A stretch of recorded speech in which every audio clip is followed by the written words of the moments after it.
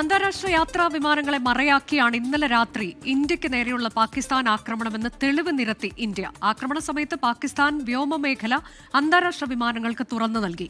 India ആക്രമിക്കുന്ന സമയത്ത് ദമാമിൽ നിന്ന് ലാഹോറിലേക്ക് വിമാനം പറന്നിറങ്ങുമ്പോഴായിരുന്നു ആക്രമണമെന്നും പ്രതിരോധ വിദേശകാര്യ മന്ത്രാലയങ്ങൾ വിശദീകരിച്ചു. ഇന്ത്യയിലെ 36 സൈനിക കേന്ദ്രങ്ങളെ ലക്ഷ്യമിട്ടായിരുന്നു ഇന്നലെ രാത്രി പാകിസ്ഥാൻ നടത്തിയ ആക്രമണം. ടർക്കിഷ് ഡ്രോണായ അസീസ് ഗാർഡ് സോൻഗാർ ഡ്രോണുകളാണ് ഉപയോഗിച്ചത്. 400 ഡ്രോണുകൾ വരെ ഉപയോഗിച്ചായിരുന്നു ആക്രമണം. ഇന്ത്യൻ തിരിച്ചടിയിൽ പാകിസ്ഥാന് കനത്ത നാശമുണ്ടായിട്ടുണ്ട്.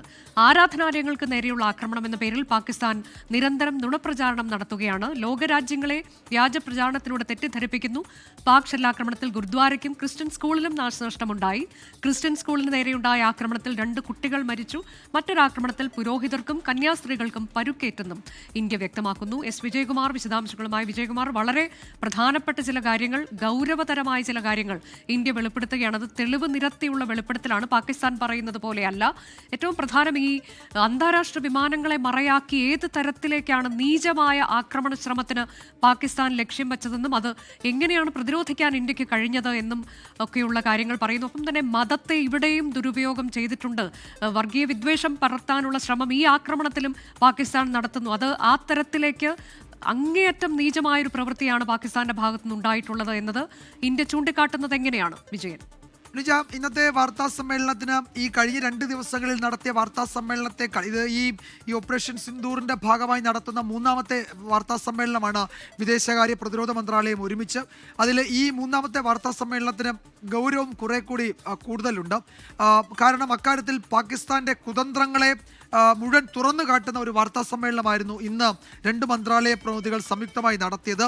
ലേ മുതൽ സർക്രീക്ക് വരെ 36 കേന്ദ്രങ്ങൾ, 400-ലധികം ഡ്രോണുകൾ, അതിൽ 4 സേനാ ക്യാമ്പുകൾ, താവളങ്ങൾ, ഇത്രയുമാണ് പാകിസ്ഥാൻ ഇന്നലെ ലക്ഷ്യം വെച്ചത്.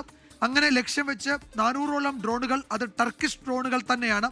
അത് ടർക്കിഷ് ഡ്രോണുകൾ എന്ന് ഈ വാർത്താ സമ്മേളനത്തിൽ പലതവണ അവർ സൂചിപ്പിച്ചിട്ടുണ്ട്. അതിൻ്റെ തെളിവുകൾ ഇന്ത്യക്ക് ലഭിച്ചിട്ടുണ്ട്. അപ്പോൾ തുർക്കിയുടെ സഹായം പാകിസ്ഥാന് ലഭിക്കുന്നു എന്നതിൻ്റെ നേരിട്ടുള്ള തെളിവാണിത്. അത് നേരത്തെ ചൈന നൽകുന്ന ആയുധങ്ങളുടെ കാര്യം നേരത്തെ പറഞ്ഞിരുന്നു. അപ്പോൾ ഈ ഡ്രോണുകൾ ഉപയോഗിച്ച് ഇന്ത്യയെ ആക്രമിക്കാൻ പാകിസ്ഥാൻ മുതിരുമ്പോൾ പാകിസ്ഥാൻ അവരുടെ എയർ സ്പേസ് സിവിലിയൻ വിമാനങ്ങൾക്ക് വേണ്ടി തുറന്നു കൊടുത്ത ശേഷമാണ് ഈ ആക്രമണത്തിന് തയ്യാറെടുത്തത്. സാധാരണ ഏതെങ്കിലും തരത്തിലുള്ള മിലിറ്ററി ആക്ഷൻ നടക്കുമ്പോഴോ സൈനിക നടപടി നടക്കുമ്പോഴോ ഒരു കാരണവശാലും ഒരു രാജ്യവും അതിൻ്റെ എയർ സ്പേസുകൾ തുറന്നു കൊടുക്കാറില്ല.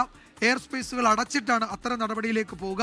ആ സമയത്ത് അവരുടെ എയർ സ്പേസിൽ വിമാനങ്ങൾ ഉണ്ടെങ്കിൽ അതിന് സുരക്ഷിതമായി ലാൻഡ് ചെയ്യുന്നതിനോ അല്ലെങ്കിൽ എയർ സ്പേസിൽ നിന്ന് പുറത്തു പോകുന്നതിനോ ഉള്ള സമയം കൊടുത്തിട്ടാണ് ഏതെങ്കിലും തരത്തിലുള്ള സൈനിക നടപടികൾക്കോ അത്തരം ആക്ഷനുകൾക്കോ രാജ്യങ്ങൾ തയ്യാറാകുക. ഇവിടെ ഒരു തരത്തിലുള്ള മുന്നറിയിപ്പും നൽകാതെ എയർ സ്പേസ് പൂർണ്ണമായും തുറന്നു കൊടുത്തുകൊണ്ട് ഇന്ത്യയുടെ എയർ സ്പേസിലേക്ക് ആക്രമണം നടത്താനാണ് പാകിസ്ഥാൻ ശ്രമിച്ചത്. അതും വളരെ വിശാലമായൊരു മേഖല, അതായത് ലേ മുതൽ സർക്രീക്ക് വരെ എന്ന് പറയുമ്പോൾ ഇന്ത്യയുടെ പടിഞ്ഞാറൻ തീരമാകെ ഈ നിലയിൽ ആക്രമിക്കാൻ പാകിസ്ഥാൻ ശ്രമിച്ചു. ഇന്ത്യയെ ആക്രമിക്കുന്നു എന്നതിനൊപ്പം തന്നെ മറ്റൊരു കുതന്ത്രവും പാകിസ്ഥാന്റെ പക്കലുണ്ടായിരുന്നു. ആ സമയത്ത് പാകിസ്ഥാന്റെ എയർ സ്പേസിലെത്തുന്ന വിമാനങ്ങളെ ഒരുപക്ഷെ ഇന്ത്യൻ മിസൈലുകൾ ഹിറ്റ് ചെയ്താൽ അതിന് ഉത്തരവാദിത്വം ഇന്ത്യക്കാണെന്നും സിവിലിയൻ ടാർഗറ്റുകൾ ഇന്ത്യ ലക്ഷ്യം വെച്ചെന്നും ആ വിമാനങ്ങൾ മറ്റു രാജ്യങ്ങളുടെ വിമാനങ്ങളാണെങ്കിൽ അതിന് ഉത്തരവാദിത്വം ഇന്ത്യക്കാണ് എന്ന് പറഞ്ഞ് ലോകരാഷ്ട്രങ്ങളുടെ മുന്നിൽ ഇന്ത്യയെ കുറ്റപ്പെടുത്താനും പ്രതിക്കൂട്ടിൽ നിർത്താനുമാണ് പാകിസ്ഥാൻ ശ്രമിച്ചത്. പക്ഷേ ആ നീക്കം ഇന്ത്യ നേരത്തെ മനസ്സിലാക്കിയത് കൊണ്ടാവാം വളരെ സൂക്ഷ്മതയോടുകൂടിയാണ് ഇന്ത്യ പിന്നീട് അങ്ങോട്ട് ഇടപെട്ടത്. ആ സമയത്ത് പാകിസ്ഥാന്റെ വ്യോമയാന മേഖലയിൽ വിമാനങ്ങൾ ഉണ്ടായിരുന്നു എന്നതിൻ്റെ തെളിവുകൾ പുറത്തുവിട്ടിട്ടുണ്ട്. ദോഹയിൽ നിന്ന് ലാഹോറിലേക്ക് വരികയായിരുന്ന വിമാനം ലാഹോറിൽ ഇറങ്ങുന്നതിന് മുമ്പാണ് അവർ എയർ സ്പേസ് തുറന്ന് ഇന്ത്യയെ ആക്രമിച്ചത്. ഇന്ത്യയുടെ റിട്ടാലിയേഷൻ ഉണ്ടായാൽ അത് ഉറപ്പായും ആ ദോഹയിൽ നിന്ന് ലാഹോറിലേക്ക് വരുന്ന വിമാനത്തെ അതിനെ ഹിറ്റ് ചെയ്യാനുള്ള സാധ്യത മുന്നിൽ കണ്ട് അങ്ങനെ ചെയ്യുന്നെങ്കിൽ ചെയ്യട്ടെ, അത് ഒരു ആഡഡ് അഡ്വാൻറ്റേജായി കണക്കാക്കാനായിരുന്നു പാകിസ്ഥാൻ ശ്രമിച്ചത്.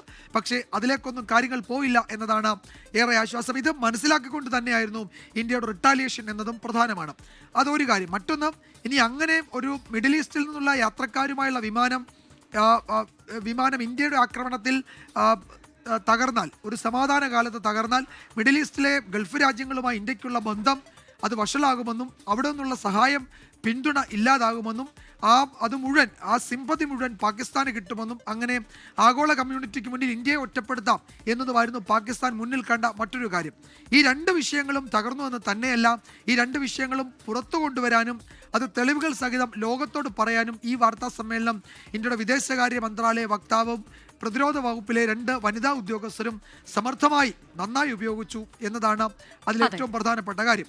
ഇനിയിപ്പോൾ വർഗീയമായി ഇന്ത്യയെ വിഭജിക്കാനും അതിന് തന്നെയാണ് നേരത്തെ ഈ ആക്രമണം നടത്തിയത്, ഭീകരാക്രമണം നടത്തിയത്. അതിന് തുടർച്ചയെന്ന വണ്ണം ഈ നമ്മൾ ഗുരുദ്വാരകളും ക്രിസ്ത്യൻ സ്ഥാപനങ്ങളും ആക്രമിക്കുന്നത് ഇന്ത്യൻ സൈന്യമാണെന്ന് വരുത്തി തീർക്കാൻ നടത്തിയ ശ്രമങ്ങൾ അത് പൊളിച്ചു. അതിൻ്റെ തെളിവുകളും ഈ വാർത്താ സമ്മേളനത്തിൽ വിദേശകാര്യ വക്താക്കൾ നൽകിയിട്ടുണ്ട്. മറ്റൊരു പ്രധാനപ്പെട്ട കാര്യം, തുർക്കിയുടെ ഇടപെടൽ പറയാതെ പറയുന്നുണ്ട് ഈ വാർത്താ സമ്മേളനത്തിൽ. ഡ്രോണുകൾ തുർക്കിയുടേതാണ്, അത് ഇന്ത്യൻ സേനയെ ലക്ഷ്യമാക്കി വന്നു, അത് തകർത്തു, തകർത്തതിൻ്റെ അവശിഷ്ടങ്ങൾ തുർക്കിയുടേതാണ് എന്ന് തെളിയിക്കുന്ന വിവരങ്ങൾ കൂടി വാർത്താ സമ്മേളനത്തിൽ പുറത്തുവിട്ടിട്ടുണ്ട്. അതെ, വളരെ ഗുരുതരമായ കാര്യങ്ങളാണ് ഇപ്പോൾ വാർത്താ സമ്മേളനത്തിൽ വ്യക്തമാക്കിയിട്ടുള്ളത്. ഇന്ത്യ പ്രതിരോധത്തിന് വേണ്ടി മറ്റ് വിമാനങ്ങളെ, അന്താരാഷ്ട്ര വിമാനങ്ങളെ മറയാക്കിക്കൊണ്ടുള്ള ആക്രമണ ശ്രമം നടത്തി എന്നതുൾപ്പെടെ ഏറ്റവും ഗൗരവതരമായ കാര്യങ്ങളാണ് ഇന്ത്യ ഇപ്പോൾ പറഞ്ഞിട്ടുള്ളത്.